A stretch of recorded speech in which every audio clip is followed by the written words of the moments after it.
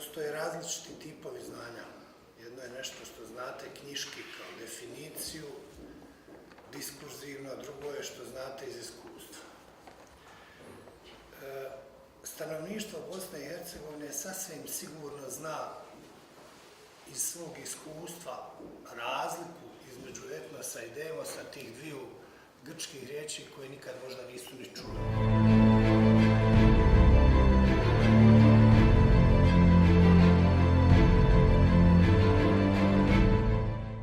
Jedno je istorijsko iskustvo, a drugo je potpuni nedostatak, potpuna bezidejnost. Pri čemu? Ja ne mislim da nekakva ideologija, jer mi o tome govorimo, uvijek mora biti tačna. Ne znam je o to pravo. Ali pokazalo se do sad, čovječanstvo je napredovalo, nekakve zemlje su napredovale, nisu nekad vozile pogrešne ideologije pa su one bile smijenjene nekim drugim, možda jednako pogrešno. Ali bitno je da uvijek postoji neki kohezivni element koji daje ideju o budućnosti, ideju o tome kako svi treba da se i na čemu da se angažiraju, kada se pokaže, recimo, povijesna nezrelost takvih projekata, njih zamijene neki drugi. Ali uvijek postoji neki projekat, ovdje ne postoji nikakav projekat.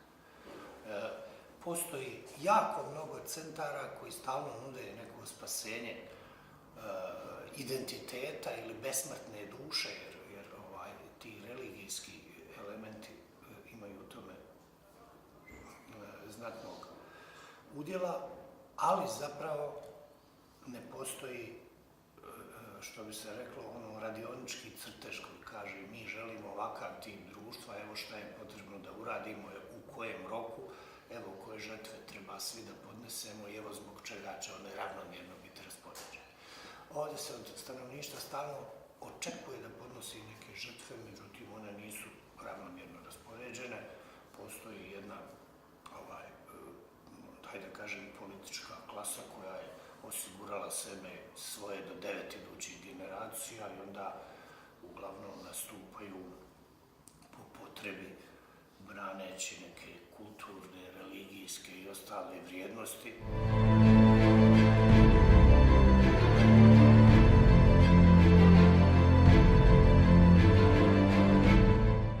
Ne postoji, recimo u Sjedinjenim državama, koja ima 156 različitih naroda, narodnosti, etnija, rasa itd. Nema mogućnosti da neko osnuje stranku i da kaže ja predstavljam sve crnce. I ako vi ne budete uvažili mene, nema konsenzusa i tako da. To ne postoji. Znači li to da su Sjedinjene države nedemokratska država i da nema sluha za manjine? Naprotiv, oni imaju jako sluha za sve to. Ne postoji mogućnost da u britanskoj kabinetu jedan ministar, ako je Škot, da drugi mora biti Irac, treći Velšanin, četvrti Englez, ništa to ne postoji. To je samo izmišljeno ovdje i budući da se pokazalo da to ne može raditi na način da država osnovne funkcije ispunjava, sada se traži produbljivanje tog modela.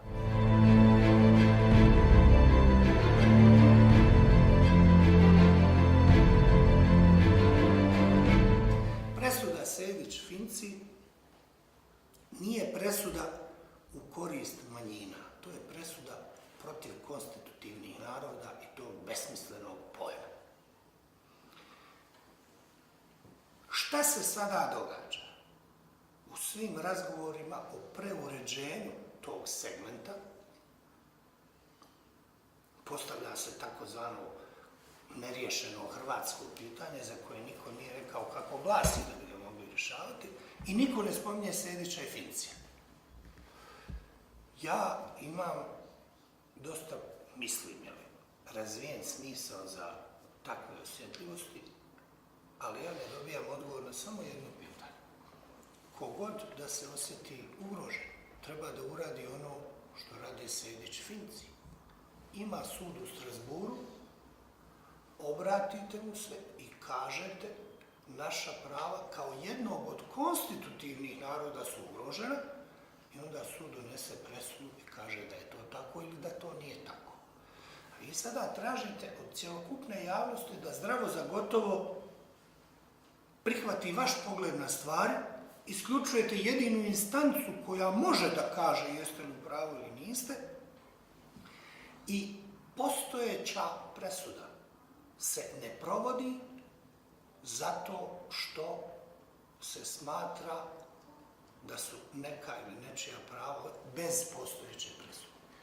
To je nešto što se jako teško može razriješiti na ovaj voluntaristički način. Ne možete vi provoditi pravosnažne presude jedne sudske, važne, nadnacionalne instance političkim dogovorima. To se tako ne radi.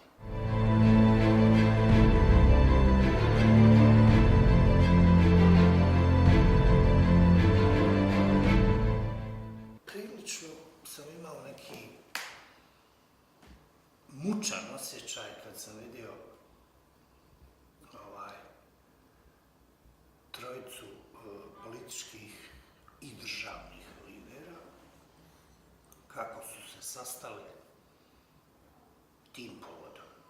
Nemam ništa da kažem ni o povodu, ni o njima, ali volio bih da su se isto tako sastali u Tuzli sa stanovništvom kada je bio na dnevnom redu Ilija Jurišić.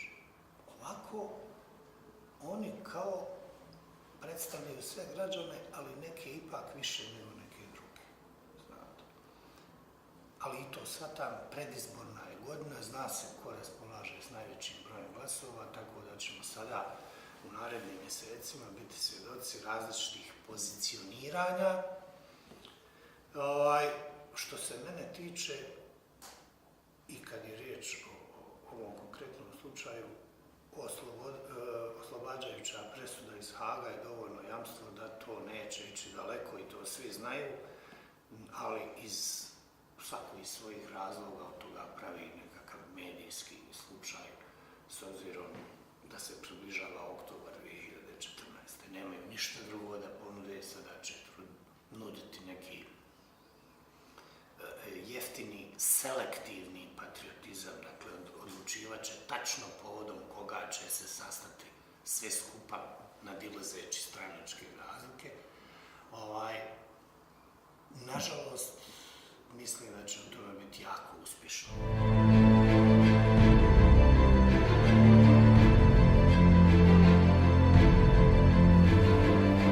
Gospodin Dodik određene stvari radi zato što mu se može. Njega ne zanima kako ih drugi ocjenjuju. I dok god on može, on će to raditi. Ali zapitajte se vi, postoje li ovdje u federaciji političari koji rade određene stvari samo zato što im se može i ne zanima ih bilo kakvo opravdanje. Ja nisam sklon jednostavno, pazite, živim u kantonu Sarajevo. 90%, 95% svih svojih potreba građani ostvaruju u kantonu. Ovdje se možete školovati, završiti fakultet, naći posao, liječiti se, da nikad iz kantona ne izađete. Sve vaše potrebe su zadovoljene.